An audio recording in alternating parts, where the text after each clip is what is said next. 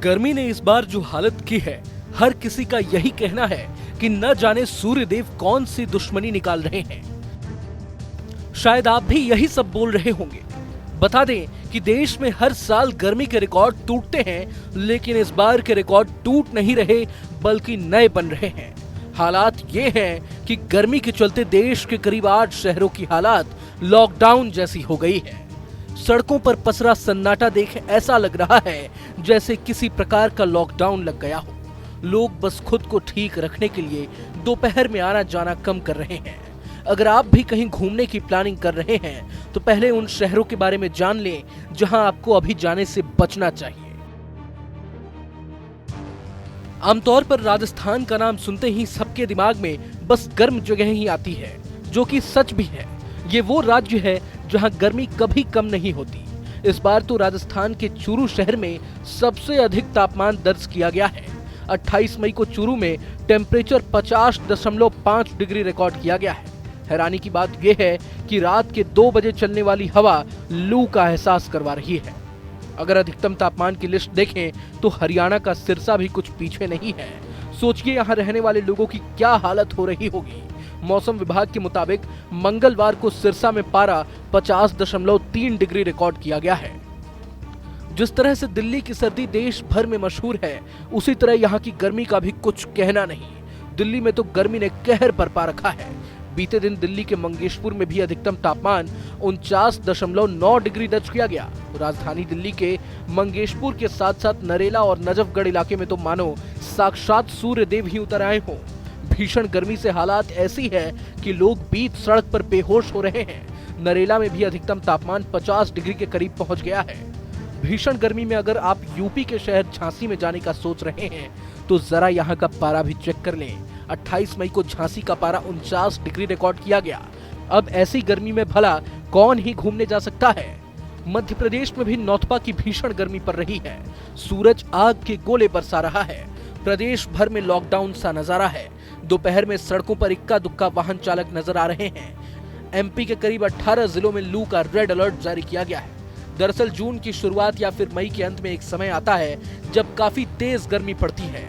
इस समय काफी तेज लू चलती है और प्रचंड गर्मी पड़ती है। उसी वक्त को नौतपा कहा जाता है। कहते हैं ये 9 दिन का समय होता है। बिहार में तो गर्मी ने 12 साल का रिकॉर्ड तोड़ दिया है। भीषण गर्मी के बावजूद बिहार के सरकारी स्कूलों में क्लासेस चल रही हैं। प्रदेश के 9 जिलों में गर्मी से स्कूलों में 88 से ज्यादा बच्चे बेहोश हो गए हैं। इनमें से कई का अलग अलग अस्पतालों में इलाज चल रहा है। हैरानी की बात तो ये है कि बिहार सरकार ने सरकारी स्कूलों में 15 अप्रैल से 15 मई तक गर्मी की छुट्टी दी थी, जबकि गर्मी का पीक पीरियड 15 मई के बाद शुरू होता है। बता दें कि इस साल भारत ही नहीं बल्कि पाकिस्तान, थाईलैंड, बांग्लादेश जैसे देश भी लू से उबल रहे हैं। भारत की चूरू में पारा 50 पार हो गया था तो पाकिस्तान के मोहनजोदड़ो में पारा 52 पार हो गया है। बांग्लादेश में पारा 44 डिग्री पहुंच गया है तो थाईलैंड में पारा 35 पार हो गया है। इन देशों में तो गर्मी के सारे रिकॉर्ड ध्वस्त हो चुके हैं। बांग्लादेश में तो हीट वेव से 30 लोगों की मौत हो गई है। गर्मी तो बहुत ज्यादा है यहाँ पे। ऐसा लग रहा है कि कब हम यहाँ से निकलेंगे दिल्ली से। बहुत ज्यादा गर्मी है, बहुत ज्यादा।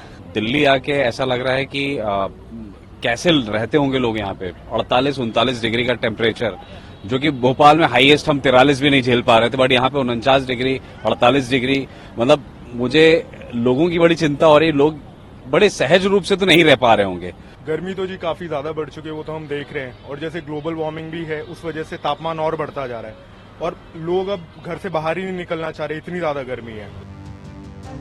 हाई टेम्परेचर के बीच चल रही लू से हीट स्ट्रोक का खतरा भी काफी ज्यादा बढ़ गया है। डॉक्टर तो चेतावनी दे रहे हैं कि हीट वेव बढ़ने पर ब्रेन स्ट्रोक भी आ सकता है। असल में हीट स्ट्रोक तब होता है जब शरीर का तापमान 104 डिग्री फ़ारेनहाइट या उससे ज्यादा हो जाता है। इसके लक्षणों में पसीना आना, मांसपेशियों में कमजोरी, चक्कर आना, उल्टी और बेहोशी शामिल है। समय पर उपचार न होने पर हीट स्ट्रोक के परिणाम स्वरूप ऑर्गन फेलियर, कोमा, यहाँ तक की मृत्यु भी हो सकती है। वहीं अगर हीट स्ट्रोक के चलते ब्रेन स्ट्रोक आ गया तो ब्रेन की ब्लड सप्लाई में बाधा आ सकती है। इससे ब्रेन सेल्स मरने लगते हैं, जिससे शरीर के कई भागों में दिव्यांगता, बोलने में कठिनाई और अन्य गंभीर समस्याएं हो सकती हैं। ब्रेन स्ट्रोक से बचने के लिए ज्यादा से ज्यादा पानी का सेवन, ठंडे जगह पर रहना, समय समय पर आराम करना बहुत जरूरी है। वैज्ञानिकों का कहना है कि अल नीनो की वजह से मौसम पर इतना प्रभाव पड़ रहा है। अल नीनो असल में ENSO क्लाइमेट साइकिल का हिस्सा है। ये इक्वेटर लाइन पर पूर्व की दिशा में चलने वाली गर्म हवाएं होती हैं, जो पैसिफिक ओशियन की सतह को गर्म करती हैं। अल नीनो के चलते प्रशांत महासागर का गर्म हुआ पानी अमेरिका से एशिया की तरफ बढ़ता है। जैसे जैसे गर्म पानी तेजी से आगे बढ़ता है, एशियाई देशों में गर्मी बढ़ने लगती है। अब एक तरफ जहां गर्मी अपने उफान पर है, ऐसे में लोग मानसून का बेसब्री से इंतजार कर रहे हैं। मानसून को लेकर IMD का क्या कहना है, आप खुद सुन लीजिए।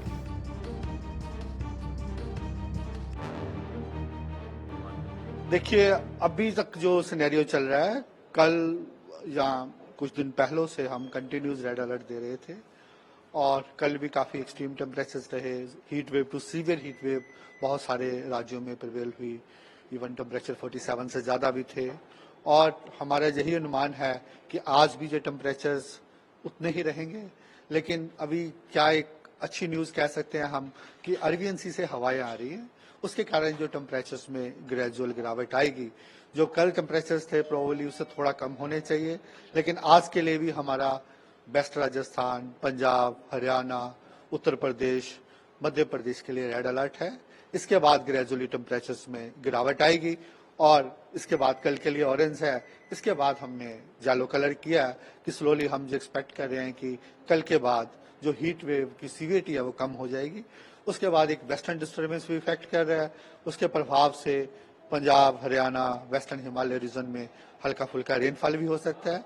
तो ग्रेजुअली डे 4 तक ये टेम्परेचर्स कम होने चाहिए। सर, कितना अनुमान है कितने डिग्री तक टेम्परेचर नीचे जा सकता है? देखिए, हमारा अनुमान यही है कि जैसे आज टेम्परेचर्स कुछ हिस्सों में 49 तक भी थे, तो ये 2 से 4 डिग्री कम हो जाएंगे और कहीं ना कहीं फिर भी 2-3 दिन एक आधा स्टेशन 45 तक पहुंच सकता है।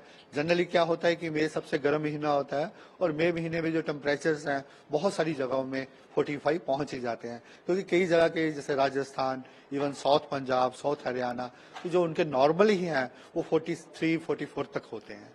तो वो उसके बाद जे इतने रहेंगे 2-3 दिन, उसके बाद ये ग्रेजुअली कम हो जाएंगे और थोड़ा जैसे ही हवाएं अरबियन सी से आएंगी तो हमारा फोरकास्ट यही है 2 से 4 temperature almost north west India में रहेंगे।